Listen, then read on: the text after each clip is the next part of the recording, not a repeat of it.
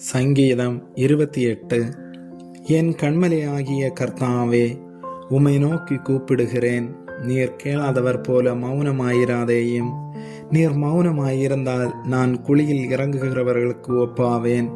நான் உம்மை நோக்கி சத்தமிட்டு உம்முடைய பரிசுத்த சன்னதிக்கு நேராக கையெடுக்கையில் என் விண்ணப்பங்களின் சத்தத்தை கேட்டருளும்.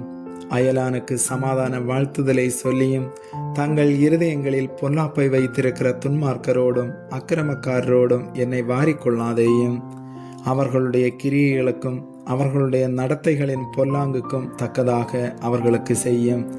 அவர்கள் கைகளின் செய்கைக்கு தக்கதாக அவர்களுக்கு எளியும். அவர்களுக்கு சரிக்கு சரி கட்டும்.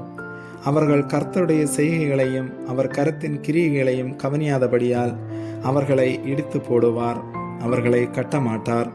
கர்த்தருக்கு ஸ்தோத்திரம். அவர் என் விண்ணப்பங்களின் சத்தத்தை கேட்டார். கர்த்தர் என் பெலனும் என் கேடகமுமாயிருக்கிறார். என் இருதயம் அவரை நம்பி இருந்தது. நான் சகாயம் பெற்றேன், ஆகையால் என் இருதயம் களி கூறுகிறது. என் பாட்டினால் அவரை துதிப்பேன். கர்த்தர் அவர்களுடைய பெலன். அவரே தாம் அபிஷேகம் பண்ணினவனுக்கு அரணான அடைக்கலமானவர். தேவரீர் உமது ஜனத்தை ரட்சித்து உமது சுதந்திரத்தை ஆசிர்வதியும். அவர்களை போஷித்து அவர்களை என்றென்றைக்கும் உயர்த்தி அருளும். ஆமேன்.